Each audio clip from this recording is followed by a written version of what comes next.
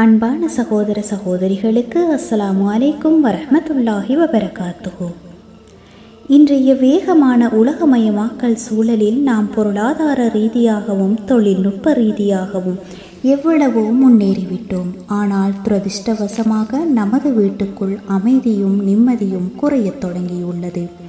சிறிய சிறிய சகிப்புத்தன்மையின்மை, கணவன் மனைவியிடையே விட்டு கொடுக்காத மனப்பான்மை, பெற்றோர் குழந்தை உறவில் ஏற்படும் விரிசல்கள் என பல குடும்பங்கள் அமைதியின்றி தவிக்கின்றன. வீடு என்பது நாம் ஓய்வெடுக்கும் இடம் மட்டுமல்ல, மன அமைதி பெற வேண்டிய புகலிடமும் ஆகும். ஆனால் இன்றைக்கு பலரது வீடுகள் அமைதி தரும் பூங்காவாக இல்லாமல் மன அழுத்தத்தை அதிகரிக்கும் களமாக மாறிக்கொண்டிருப்பது ஏன்? குடும்பங்களில் பிரச்சினைகள் இல்லாமல் ஒருவருக்கொருவர் ஒத்துழைப்போடும் அன்போடும் வாழ்வதற்கு இஸ்லாமிய வாழ்வியல் நெறிமுறைகள் என்ன வழிகாட்டுகின்றன என்பதை பற்றிதான் இன்றைய உரையில் நாம் மிக ஆழமாக பார்க்கவிருக்கின்றோம்.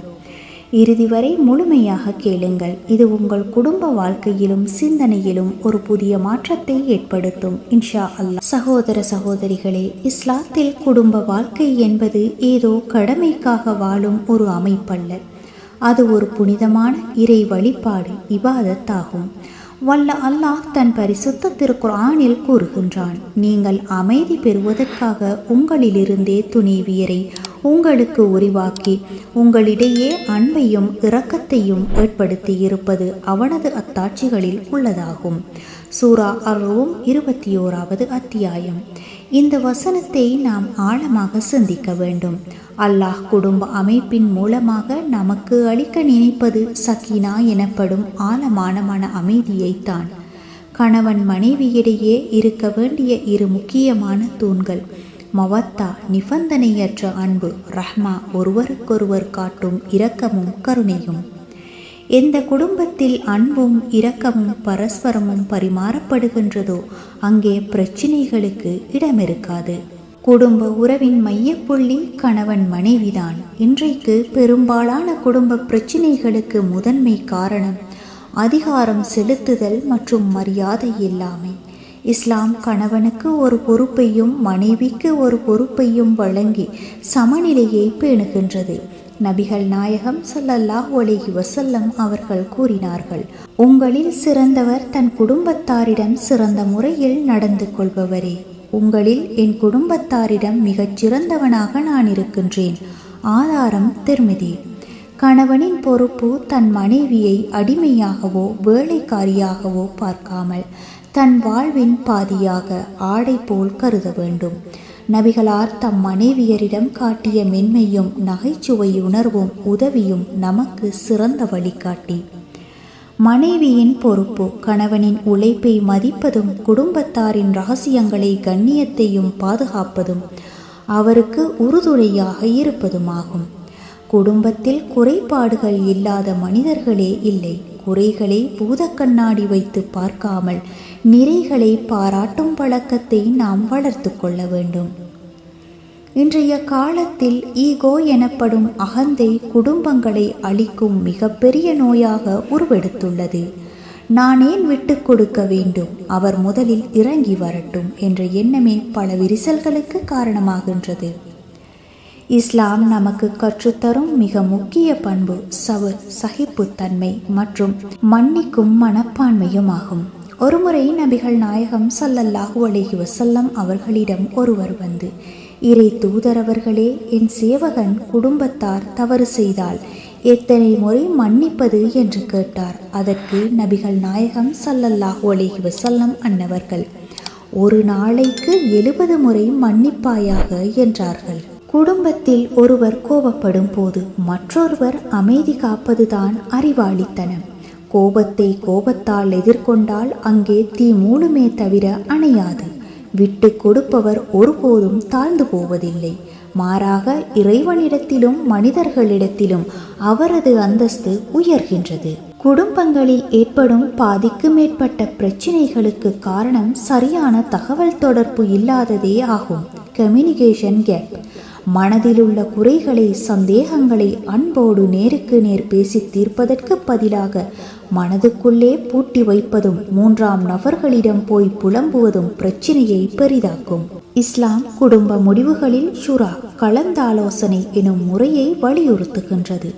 வீட்டு முடிவுகளில் மனைவியின் கருத்துக்களுக்கு முக்கியத்துவம் அளிக்கப்பட வேண்டும். பிள்ளைகளின் எண்ணங்களுக்கும் முன்னுரிமை தரப்பட வேண்டும். குடும்ப உறுப்பினர்கள் தினமும் குறைந்தது ஒரு வேளையாவது ஒன்றாக அமர்ந்து உணவருந்துவதும் அன்றாட நிகழ்வுகளை அன்புடன் பகிர்வதும் குடும்ப பிணைப்பை வலுப்படுத்தும். நாம் வாழும் இந்த டிஜிட்டல் யுகத்தில் ஒரே வீட்டில் இருக்கும் நபர்கள் ஒருவரோடொருவர் பேசிக்கொள்வதில்லை. மாறாக அவரவர் மொபைல் போன்களோடு பேசிக்கொண்டிருக்கின்றார்கள். சமூக ஊடகங்கள் நமக்கு வெளியுலகுக்கு தொடர்பை தந்துள்ளன. ஆனால் பக்கத்தில் இருக்கும் சொந்தங்களின் தொடர்பை அறுத்துவிட்டன.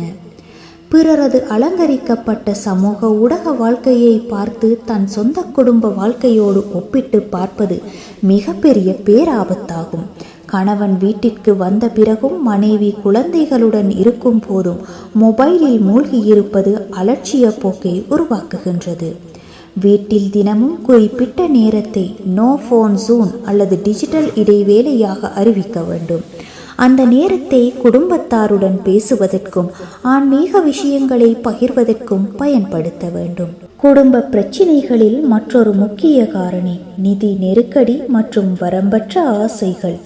இஸ்லாம் பேராசையை கண்டித்து கனாஅத், கிடைத்ததை கொண்டு திருப்தி அடைதல் எனும் அற்புத குணத்தை போதிக்கின்றது. ஆடம்பரத்திற்காக கடன் வாங்குவதும் பிறரை பார்த்து வாழ முற்படுவதும் குடும்பத்தில் மன அழுத்தத்தை அதிகரிக்கும்.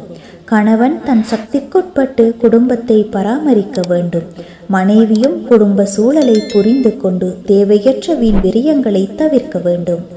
அல்லாஹ் அளித்துள்ள வாழ்வாதாரத்தில் திருப்தி அடைந்து அல்லாஹுவின் அருளுக்கு நன்றி செலுத்தும் குடும்பத்தில் அபிவிருத்தியும் அமைதியும் என்றென்றும் நிலைத்திருக்கும். எந்த ஒரு வீட்டில் அல்லாஹுவின் நினைவும் தொழுகையும் திருக்குர்ஆன் ஓதும் சப்தமும் கேட்கின்றதோ அந்த வீட்டில் விட்டும் சைத்தான் வெளியேறுகின்றான். மலக்குகள், வானவர்கள் சூழ்ந்து கொள்கின்றார்கள். நமது வீடுகளை வெறும் செங்கற்களால் மாற்றாமல் ஆன்மீக பூங்காவாக மாற்ற வேண்டும். குடும்பமாக சேர்ந்து தொழுவது, பிள்ளைகளுக்கு இஸ்லாமிய நல்லொழுக்கங்களை கற்றுக் கொடுப்பது, அன்றாடம் இறைவனிடம் குடும்பத்தின் அமைதிக்காக துஆ செய்வது திருக்குர்ஆன் நமக்கு கற்றுத்தரும் அற்புதமான ஒரு துஆ. ரப்பனா ஹப்லனா மின் அஸ்வாஜினா வதுர்ரிய்யத்தினா குர்ரத அஹ்யுனி வஜஅல்னா லில் காஃபிரீன லில் முத்தகீன இமாம. எங்கள் இறைவா, எங்கள் துணைகளிலிருந்தும் எங்கள் சந்ததியிலிருந்தும் எங்களுக்கு கண்குளிர்ச்சியை தருவாயாக. மேலும் இறையச்சமுடையோருக்கு எங்களை வழிகாட்டிகளாக ஆக்குவாயாக. சூரா அல் ஃபுர்கான் 74வது அத்தியாயம்.